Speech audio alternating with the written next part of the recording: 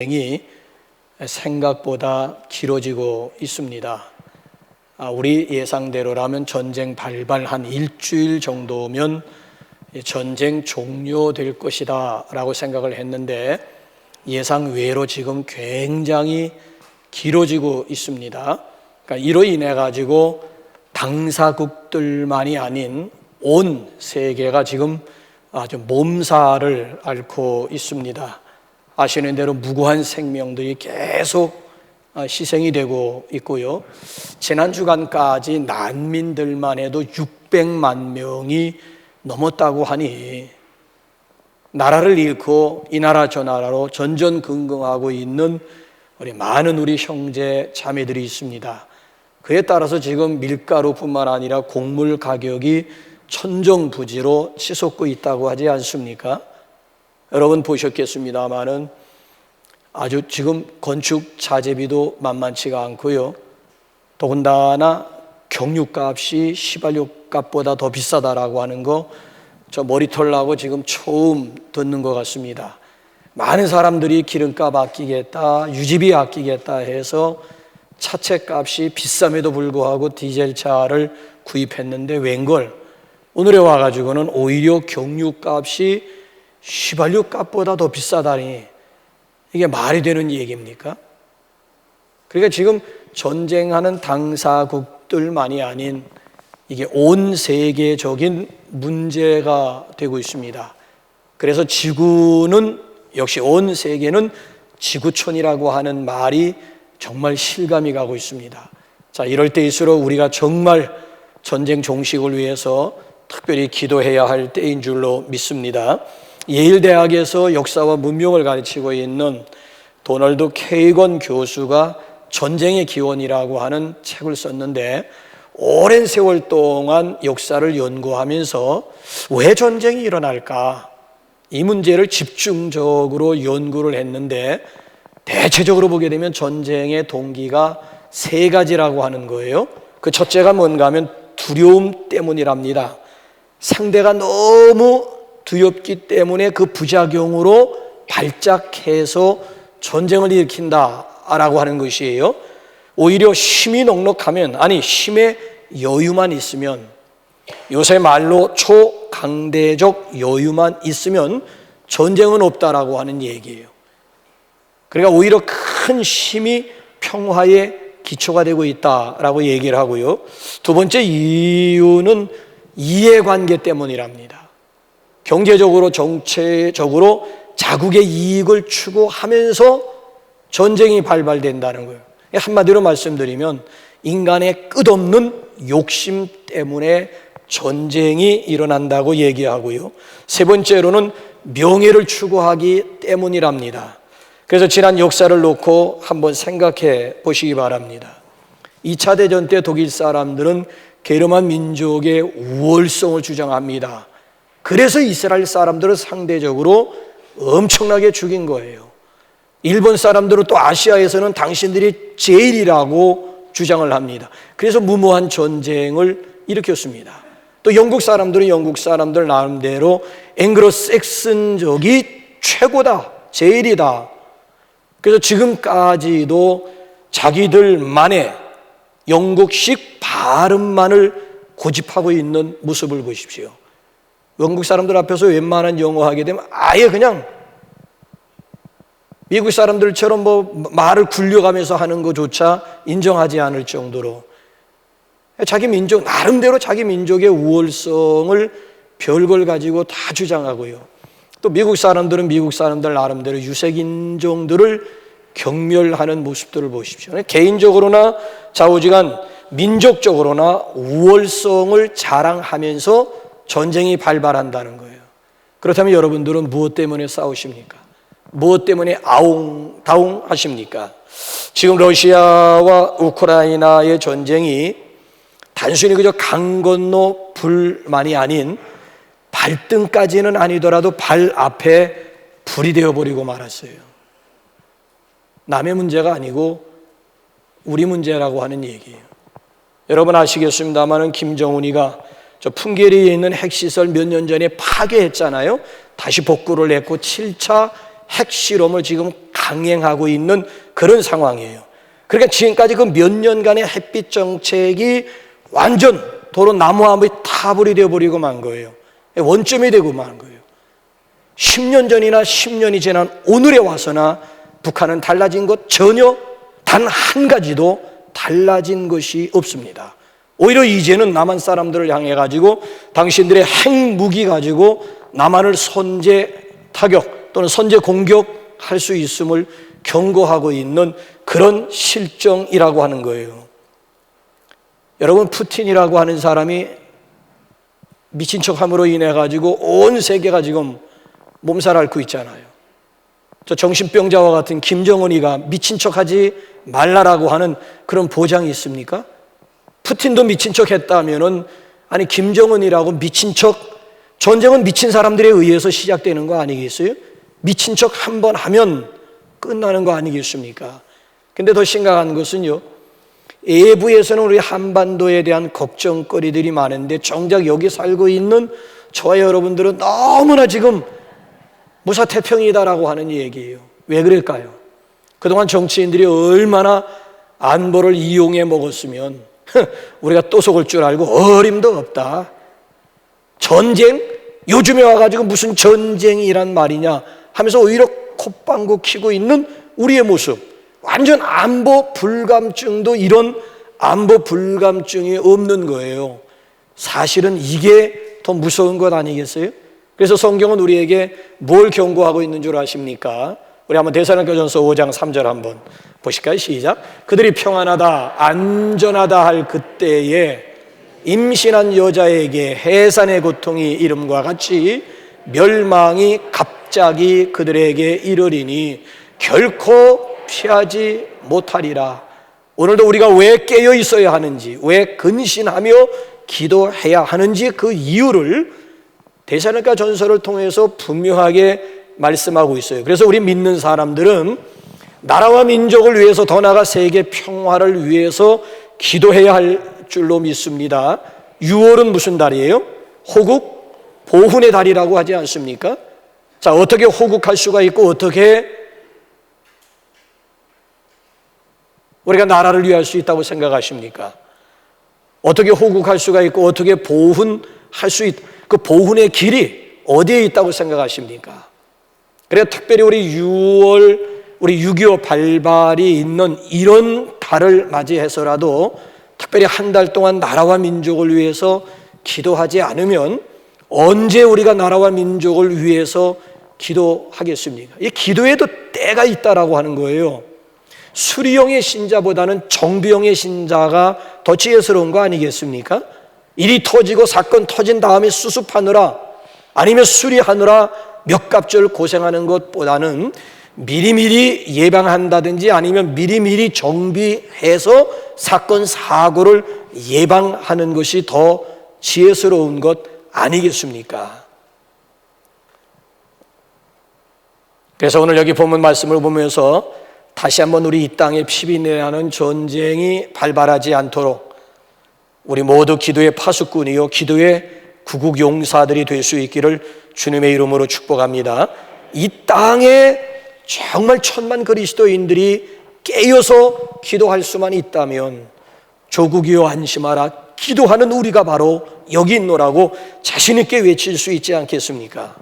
자, 우리가 함께 읽은 본문 말씀으로 한번 돌아와 봐요. 절대 상황을 우리에게 소개하고 있습니다.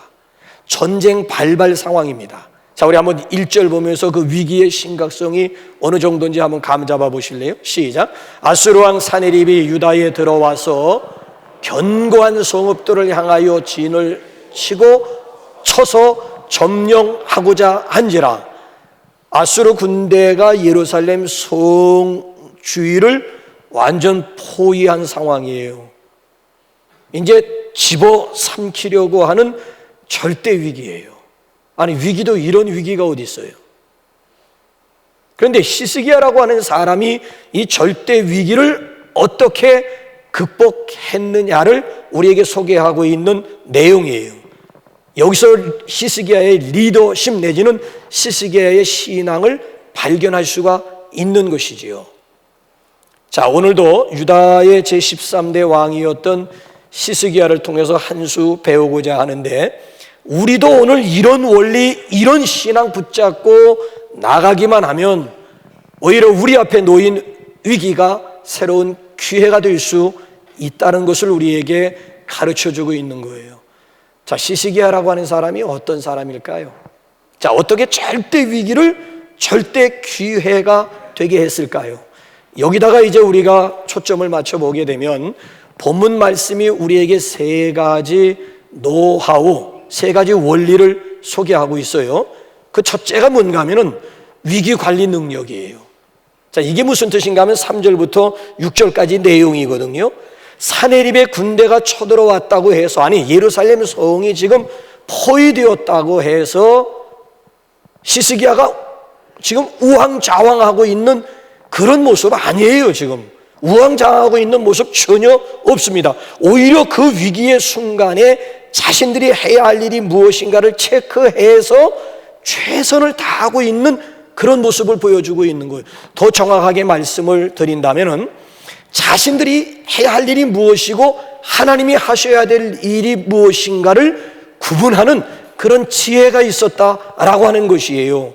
그래서 오늘 여기 본문 말씀을 한번 보시기 바랍니다.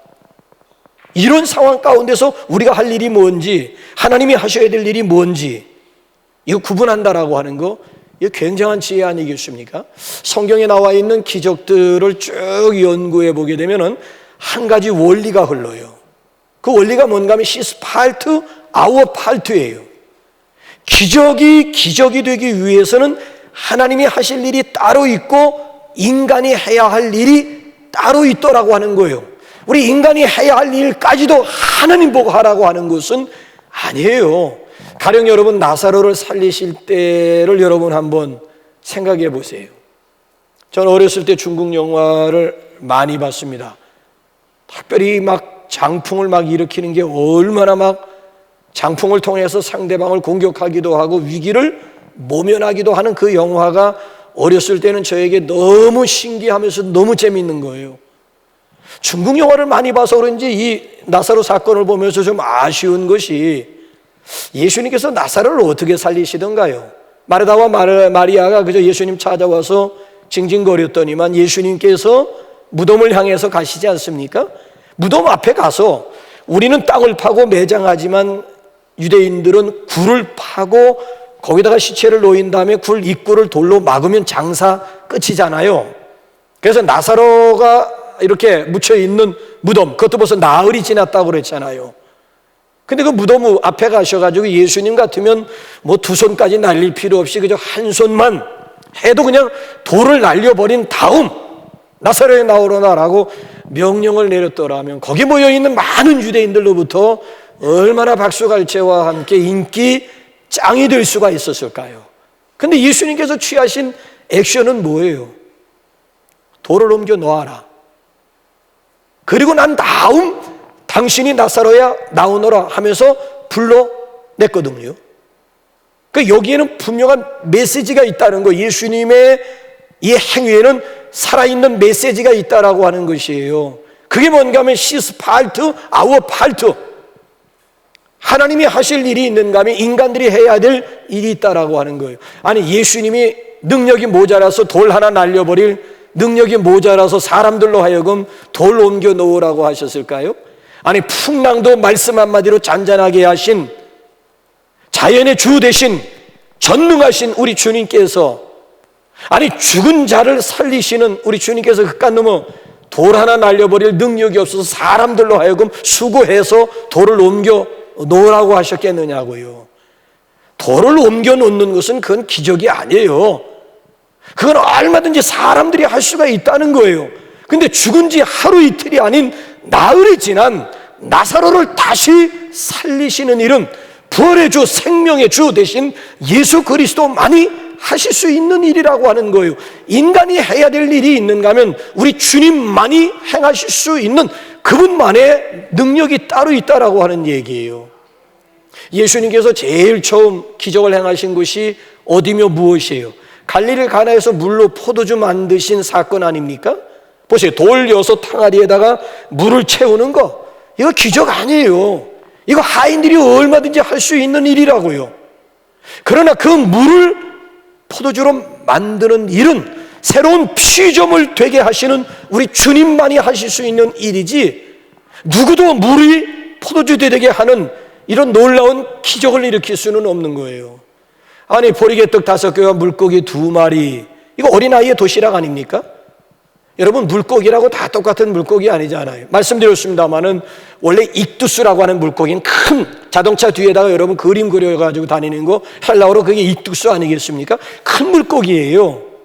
그런데 여기 어린아이가 예수님 앞에 드린 보리떡 5개와 물고기 2마리는 익두스 물고기가 아닌 옵사리온이고, 옵사리온이라고 하는 것은 아주 작은 거, 낚시질을 했는데 이거 집에 가지고 가기는 조금 쪽팔린 거야. 그래가지고 이거 바구니에 넣을까 말까 하다가, 에이, 너는 더 큰 다음에 와라. 그래 도로 놔주는 물고기, 그게 옵사리온이야. 그러니까 보리떡 5개와 물고기 2마리는 어린아이 한 끼 도시락이라고 하는 거예요. 그 어린아이 한 끼 도시락은 이건 어머니가 준비할 수 있는 거예요. 그런데 그 어린아이 한 끼 도시락 가지고 장정만 5,000명을 먹이고도 12광주리를 남게 하시는 것은 생명의 떡 되시는 예수님만이 하실 수 있는 일이라고 하는 거예요. 아우어팔트가 있는가 하면 시스팔트가 있는 거예요. 근데 우리는 지금까지 뭘 지금 착각했는가 하면은 내가 할 수 있는 일까지도 다 주님에게 또 맡기는 것이 마치 믿음이 좋은 양, 믿음 깨나 있는 양. 얼마나 착각, 얼마나 오만을 부렸는지 몰라요. 그것조차도 다 우리 주님이 하셔야만, 맡겨야만 그것이 믿음이 좋은 양. 직무유기에, 그건 귀차니즘의, 이건 결과요, 이건 게으름의 반증이라고 아니할 수가 없는 거예요. 신앙으로 착각하지 말라는 거예요. 아우어팔트가 있고 시스팔트가 분명히 있다니까요. 저기 미국에 있는 무디 성서학원의 일인데요, 거기서 아침 이런 채플이 있어요. 우리나라로 말하면 새벽 기도회와 같겠지요. 근데 제가 신학교 다닐 때만 해도 기숙사의 의무 입사였어요. 1년 동안은, 그래 졸업하기, 4년 졸업하기 전까지는 2학기를 반드시 의무적으로, 잘 살건 못 살건 집 가까이, 학교 가까이 살건 아니면 지방에 살건 그거 불문하고 그냥 졸업하기 위한 과정 중에, 필수 과정 중에 기숙사 1년은 입사를 해야 돼요. 왜 기숙사 1년 입사시켰는 줄 아십니까? 새벽 기도, 경건 훈련 때문에 그런 거예요. 목사가 되기 위해서는 적어도 경건 훈련을, 그래서 아예 아침 새벽 그 시간, 벌써 시간 딱 되면은 아예 그 돌아다니면서 방 검사, 왜? 그 머리 써가지고 새벽 기도 빠지려고 그 별수다 다 쓰는 사람들도 있거든요. 돌아다니면서 다 화장실에 숨어 있는지 아니면 저기 침대 밑에 기어들어가 있는지 그거 다 조사하러 다니는, 그렇게 해서 이제 1년 동안 새벽기도, 매일같이 새벽기도 나가는 그 훈련을 학교에서 시켜요. 제가 생각해, 지금은 아마 그런 게 없을 것 같아요. 의무 입사는 아닐 것 같아. 근데 그런 과정들이 사실은 필요하거든요. 신학생이라고 해서, 목사라고 해서 다 신앙이 좋고 다 기도 생활 열심히 하느냐? 그렇지 않은 경우도 있을 수가 있거든요. 근데 이 무디 학원에도 아침 이른 시간 채플이 있는데 신학생 하나가 계속 빠지는 거야. 무디 선생하고 어느 날 맞닥뜨리게 된 거예요. 너무 미안해가지고 머리를 보적보적 긁으면서, 무디 선생님, 제가 새벽 기도 나갈 수 있도록 저를 위해서 특별히 좀 기도 좀 해주세요. 이럴 때 무디가 뭐라고 대답했는 줄 아십니까? 그래? 그럼 내일 아침부터 자네가 침대에서 한 발을 내려놓으면 나머지 한 발도 내려놓을 수 있도록 내가 기도해 주겠네. 아니, 본인은 그냥 2다리 쭉 뻗고 코를 걸면서 잠을 자고 있으면서 남 보고 나로 하여금 일어나서 새벽기도 나오게 해달라, 본인의 의지조차도 없으면서 다른 사람 보고 기도해달라, 일어나서 새벽기도 가게 해달라, 그게 무슨 의미가 있는 거예요? 그 립서비스 기도 외에는 뭐가 있겠느냐는 거예요. 최소한도 내가 해야 할 일이 따로 있다라고 하는 얘기예요. 내가 해야 할 일을 하고 그 다음에 나머지 결과를 우리 주님 앞에 맡기는 것이 진정한 신앙이지. 아우어팔트가 있음에도 불구하고 그것마저 해달라고요. 여러분, 요단강이 어떻게 갈라졌는 줄 아십니까? 홍해가 갈라진 사건하고 요단강이 갈라진 사건하고는 다릅니다. 여러분들이 출애굽기 14장하고 여호수아 3장 말씀을 읽어보게 되면 똑같이 강이 갈라진 것 같지만 다르다니까요. 어떻게 차이가 있는지 여러분 한번 읽어보세요. 요한복음 여호수아 3장에 보게 되면 요단강은 어떻게 해서 갈라지게 되었는가 하면 언약궤를 맨 제사장들이 요단 한복판에 들어섰을 때 요단강이 갈라진 거예요. 홍해 모양 갈라놓고 이스라엘 백성들로 하여금 건너가게 하셨다라고 하는 차원이 아니에요. 그로부터 40년이 지난 오늘에 와가지고는 하나님께서 이들에게 요구하시는 무엇인 줄 아십니까? 언약궤를 맨 제사장들로 하여금 언약궤를 메고 요단강에 들어서라는 거예요. 너희 발이 요단강 물에 잠겼을 때에 요단강이 갈라지리라고 하는 거예요. 믿음의 액션 가운데 기적이 일어나는 것이지 다 맡긴다고 해서 기적이 일어나는 것이 아니더라고 하는 이야기예요. 그래서 예수님께서도 뭐라고 말씀하셨는가 하면은 구하라, 찾으라, 두드리라. 이거 다 기도예요. 근데 기도라고 다 똑같은 기도가 아니고 구하는 기도가 있고 찾는 기도가 있고 두드리는 기도가 있다는 거예요. 그러니까 우리가 손을 모으고 하나님 앞에 열심히 기도했으면은 그 다음에는 찾아다니라는 거예요. 아니 배우자감을 놓고 기도했으면 그 다음에 이 모임 저 모임에도 나가봐야지. 여기 앉아가지고 365일 손만 모으고 기도한다고 해서 백마탄 왕자가 나에게 다가오리라고 여러분 기대하십니까? 기도했으면 그 다음 기독교 서클도 좀 나가보고 여러 가지 봉사활동도 좀 해보면서 찾으라고 하는 거예요. 바로 이놈이다, 바로 이거다 싶으면 그 다음에 두드리라고 하는 거예요. 언제까지? 열릴 때까지 두드리라고 하는 거예요. 그러니까 구하는 것도 기도요, 찾는 것도 기도요, 두드리는 것, 열릴 때까지 두드리는 것도 기도라. 액션 기도가 있다는 거예요. 액션 기도. 손 모으고 관념적으로 기도하는 것 말고 액션 기도가 있다는 거예요.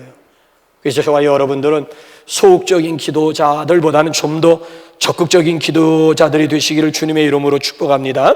히스기야를 한번 보세요. 자, 지금 적들이 포위하고 있는 상황 가운데서 히스기야가 취한 액션이 뭐던가요? 자, 성 안에서 성 밖으로 물이 흐르는데 이적행위, 이 물로 하여금 성을 포위하고 있는 아수르 사람들로 하여금 마시게 할 수는 없다는 거예요. 이적 행위를 할 수가 없다는 거예요. 그래서 지금 히스기야가 취한 액션이 뭔가 하면 굴을 판 거예요. 밑으로 터널을 판 거예요. 터널을 파서 그리고 그 물을 밖으로 배출시킨 거예요. 그래서 지금도 저 이스라엘 가보게 되면 히스기야 터널이 있어요. 저는 그 터널을 지나면서 어떤 데 깊은 데 보니까 막 허벅지까지 올라오더라고요. 보통 이렇게 저기 무릎까지 올라오는데 조금 깊은 곳에 이 허벅지까지 물이 올라와가지고 이제 옷이 적시곤 했습니다만은 히스기야 터널 지난 그 당시에 구약시대에 어떻게 히스기야가 이런 지하에다 땅굴을 파가지고 물을 빼낼 생각을 했을까? 더군다나 여기 다윗성의 퇴락한 부분을 수리하기 시작을 합니다. 그래서 내성 외성 쌓고 전을 수리할 뿐만 아니라 무기 점검하게 되고 그리고 지휘관들로 하여금 군대 장관들에게 역할 분담을 지휘하고 있는 히스기야의 모습이에요. 그러니까 이 순간 자신들이 할 수 있는 일이 무엇인가를 헤아리는 지혜가 있었다라고 하는 얘기예요. 여러분 그렇습니다. 우리가 해야 할 일이 있는가 하면 하나님이 하실 일이 따로 있는 거예요. Our part, 우리가 해야 할 일이 뭐예요? 고린도전서 3장 6절 한번 보세요. 우리가 해야 할 일이 뭔지 시작. 나는 심었고 아볼로는 물을 주었으되 오직 하나님은 자라나게 하셨나니. Our part가 뭐예요? 우리는 씨를 뿌리는 거예요. 뿌린 씨에 대해서 물 주는 거예요. 자, 씨를 뿌리는 것까지도 물을 주는 것까지도 다 당신이 알아서 해서 맡길 일입니까? 자, 우리가 씨를 뿌리고 비가 오면 다행이지만 비가 안 오면 우리가 물을 줘야 싹이 발화가 될 거 아니겠습니까? 그런데 발화하게 하고 싹을 트게 하고 자라게 하고 꽃이 피게 하고 결실하게 하시는 분은 오직, 이건 인간들이 할 일이 아니에요. 시스팔트, 오직 하나님이 하실 일이라고 하는 거예요. 내가 할 일을 하나님 앞에 맡기려고 하지 말라라고 하는 거, 그걸 믿음이라고 더 이상 착각하지 말라라고 하는 얘기예요. 주어진 상황 속에서, 주어진 위기 가운데서 하나님께서 우리에게 주신 지혜가 있어요. 이때 내가 취할 액션이라고 하는 것이 무엇일까? 그래서 우리가 할 일을 하고 나머지 결과는 우리 하나님 앞에 깨끗하게 맡겨야 할 줄로 믿습니다. 그러면 얼마든지 우리 인간의 위기라고 하는 것은 하나님의 새로운 기회가 될 수가 있다는 거예요. 자, 그런가 하면 두 번째로는 격려와 위로입니다. 자, 보세요. 우리 결과부터 한번 확인할까요? 6절 하반절, 8절 하반절 한번 보세요. 시작. 자기 앞에 무리를 모으고 말로 위로하여 이르되, 8절, 백성이 유다 왕 시스기야의 말로 말미암아 안심하니라. 자, 위에 보면 말로 위로했다. 시스기야의 그 말로 말미암아 백성들이 안심할 뿐만 아니라 용기 100배 얻을 수 있다는 거예요. 아니, 도대체 시스기야라고 하는 사람이 무슨 말로 위로하고 격려를 했길래 지금까지 포위가 되었다고, 이젠 도간에 든 쥐라고, 이제 망했다고 하면서 땅을 치고 있는 백성들로 하여금 안심짱 뿐만 아니라 오히려 담대함을 얻게 했을까? 도대체 무슨 말을 했길래, 무슨 위로를 했길래? 7절 8절 우리 확인 한번 해보실까요? 시작. 너희는 마음을 강하게 하며 담대히 하고 아수르 왕과 그를 따르는 온 무리로 말미암아 두려워하지 말며 놀라지 말라. 우리와 함께 하시는 이가 그와 함께 하는 자보다 크니 그와 함께 하는 자는 육신의 팔이요 우리와 함께 하시는 이는 우리의 하나님 여호와시라. 반드시 우리를 도우시고 우리를 대신하여 싸우시리라 하매 백성이 유다 왕 히스기야의 말로 말미암아 안심하니라. 뭐라고 위로했던가요? 우리가 섬기는 하나님은 적들, 소위 말하면 문제들보다 더 크신 분이라고 하는 거예요. 문제가 크게 보이면 압사당하는 것이고 문제가 적게 보이면 승리하는 거예요. 자, 문제보다 하나님이 크게 보이면 이기는 거예요. 근데 하나님보다 내 삶 가운데 문제가 더 크게 느껴진다, 넘어지는 거예요. 그러니까 예배 드리러 오기 전에는 여러분들이 가슴에 안고 있는 문제들이 너무 힘겹게 느껴지게 너무 크게 보인 거예요.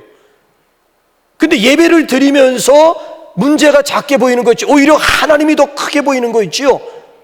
그래가지고 넉넉히 그 문제를 이길 수가 있고 문제는 똑같음에도 불구하고 그 문제가 하나님보다 크게 보이느냐 하나님보다 적게 보이느냐, 예배 드리면서 문제가 적어 보이면 하나님이 더 크구나, 내가 안고 있는 문제보다는 내가 섬기는 하나님이 더 위대하시고 더 크신 분이로구나, 하나님이 크게 보이기만 하면 얼마든지 그 문제 이길 수도 있고 극복할 수도 있다는 거예요. 자, 산헤립과 함께 하는 자들은 육신의 팔들이지만 우리와 함께 하시는 분은 여호와 하나님, 야훼 하나님, 그분이 반드시 우리를 도우시고 그분이 반드시 우리를 위해서 싸워주실 것이다라고 하는 이 위로의 말 한마디로 인해 가지고 유다 백성들이 안심함을 얻을 수 있을 뿐만 아니라 전적으로 하나님을 신뢰함으로 승리할 수가 있었음을 오늘 여기 본문 말씀이 우리에게 지금 증거해주고 있는 거예요. 그러니까 하나님께서 우리에게 주신 언어, 이 말의 힘, 언어의 이 무기라고 하는 것이 강력하다라고 하는 거예요. 그럼에도 불구하고 우리는 대체적으로 이 말을 할 줄 모릅니다. 특히 칭찬하는 데 있어서는 굉장히 인색합니다. 왜 그럴까요? 내가 상대방을 칭찬해서 상대방이 좋아하는 꼴을 두 눈 뜨고 볼 수 없어서 인색할까요? 자, 코로나 이전에 우리 교회에서 무슨 캠페인을 벌인 적이 있는가 하면 칭찬 릴레이 캠페인을 벌인 적이 있어요. 나는 그 홈페이지에다가 칭찬 캠페인, 그 캠페인을 벌이면서 굉장히 잘 될 줄 알았어요. 얼마 만에 내렸다는 거 아니겠습니까? 안 돼요. 아니, 셀 안에서 좀 칭찬하고 싶은 사람들, 내 동료 간에, 직장에서도 마찬가지고 가족 간에도 마찬가지고 조그만 일도 좀 서로 이렇게 칭찬하면서 그 칭찬 릴레이를 좀 이어가자라고 하는, 그래서 관계를 좀 회복하는데 도움도 되고 우리 좀 더 깊은 관계 속으로 들어가기 위한 하나의 캠페인을 벌였는데 이게 잘 될 줄 알았는데 예수 믿는 사람들조차도 이게 잘 운영이 안 되는 거예요. 일주일에 그저 떠듬떠듬 어쩌다가 한두 사람보다 칭찬, 오히려 올린 사람이 더 무한할 정도가 되어가지고 결국 내려버리고 마는. 반대로 여러분 보세요. 아무개를 도마 위에다 올려놓고 난도질 하라고 하면 밤새워 가면서 할 수 있습니다. 남의 실수를 지적하고 비판하고 정죄하고 소위 말하면 씹으라고 한다면은 정말 시간 가는 줄 모르고 정말 고소한 맛을 느끼면서 막 그냥 눈덩이 막 불어나듯이 아마 시간 가는 줄. 반대로 여러분 칭찬하라고 하면 할 말이 없어요. 한두 마디 하면 끝나. 그 이상 더 이상 진전이 어색. 칭찬하는 거 내 자신이 어색. 왜? 칭찬 받아봤어야지. 내가 잘하면서 칭찬을 많이 받아봤으면 또 다른 사람들을 많이 칭찬할 수 있는데 지금까지 자라오면서 칭찬다운 칭찬을 받아본 일이 없으니까 남을 칭찬한다라고 하는 것이 이게 어색할 뿐만 아니라 인색할 수밖에 없다는 거예요. 심지어 여러분 옛날 어른들 말에 이런 말이 있잖아요. 자식은 속사랑으로 키워야지 겉으로 사랑을 표현하면 망친다. 그래가지고 엄격하게 다룬 적이 있다고요. 자식을 글쎄 속사랑으로 키워야 된다는 거예요. 그러니까 자식들이 헷갈린 거 아니에요. 우리 엄마 아빠가 정말 나를 사랑하나만 어떤 데 보면 사랑하는 것 같기도 하고 또 어떤 데 보면 전혀 나를 사랑하는 것 같지도 않고 평생 헷갈린 거예요. 헷갈린 거야. 그러니까 지금까지 성장하면서 부모로부터 사랑한다라고 하는 말 한마디 듣지 못하고 자란 세대들이 우리 세대 아니에요. 우리 세대. 어느 아이가 어느 날은 막 그냥 헐레벌떡 막 뛰어오면서 막 문을 박차고 막 신발을 벗기도 무섭게 막 방에 뛰어오면서 아빠 나 반에서 1등 했어. 그랬더니만 아빠가 보인 반응이 뭔 줄 아십니까? 너 학교는 아무나 1등을 주는가 보다 네가 1등한 거를 보니, 아니 너 학교는 아무나 1등을 주는가 보다 네가 1등을 한 걸 보니 이게 애비로서 할 수 있는 말입니까? 그 왜 잘했다 그 한마디로 뭘 해줄까? 너 정말 잘했다. 엄지척까지 좀 보내주면서 우리 아들 최고야, 우리 아들 정말 잘했어. 그 한마디만 해주면 그 아들도 또 다른 사람을 향해서 엄지척을 내밀 수가 있을 텐데 무엇 때문에 이걸 인색해야 되는 거예요? 나는 이런 분들에게 꼭 권해드리고 싶은 책이 한 권이 칭찬은 고래도 춤추게 한다. 그 책 좀 보세요.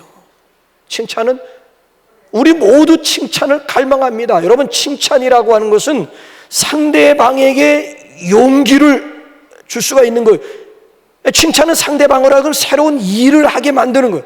칭찬은 상대방을 변화시키는 힘이 있는 거예요.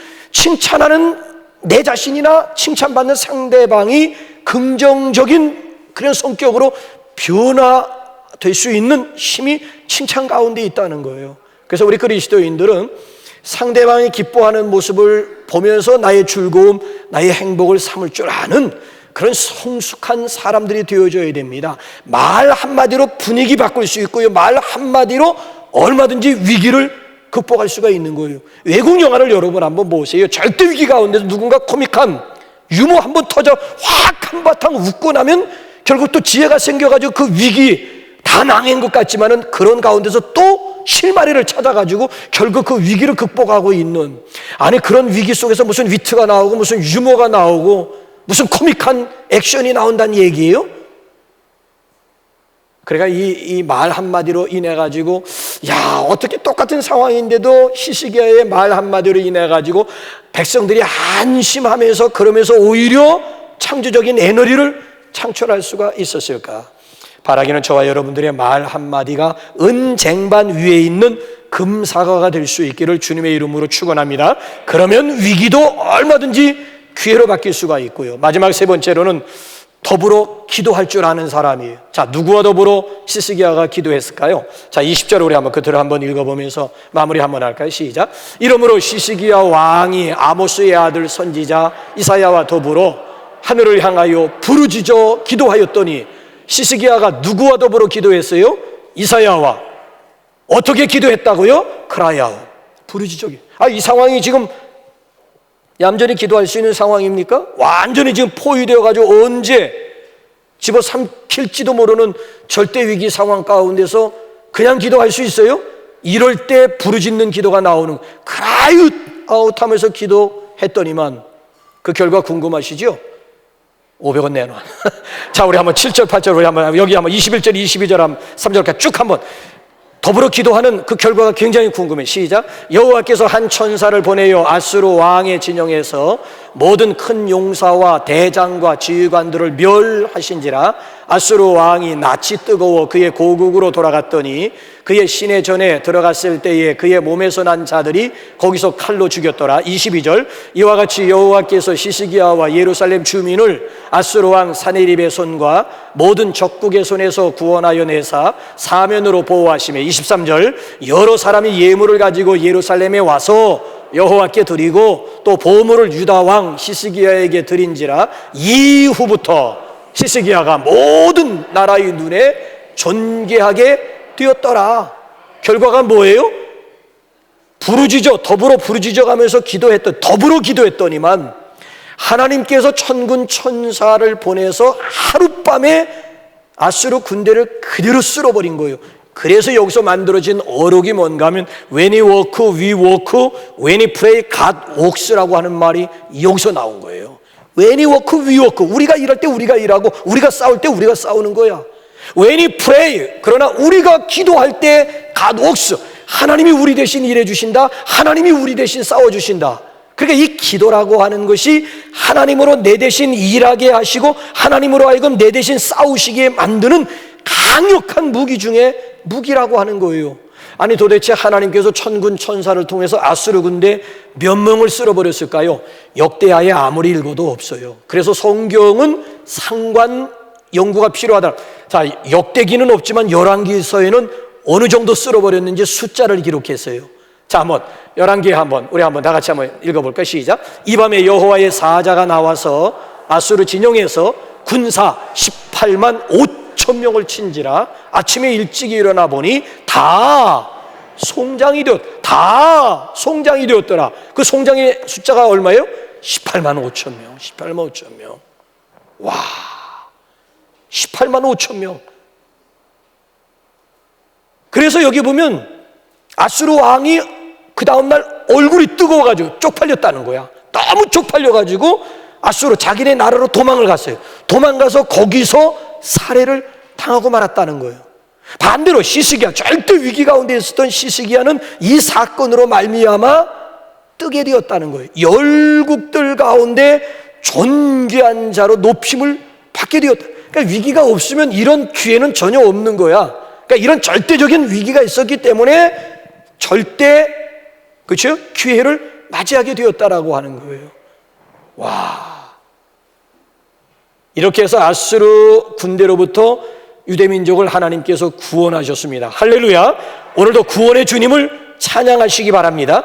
위기가 변하여 기회가 될 수 있기를 바랍니다. 합심 기도의 능력이 여기 있는 거예요.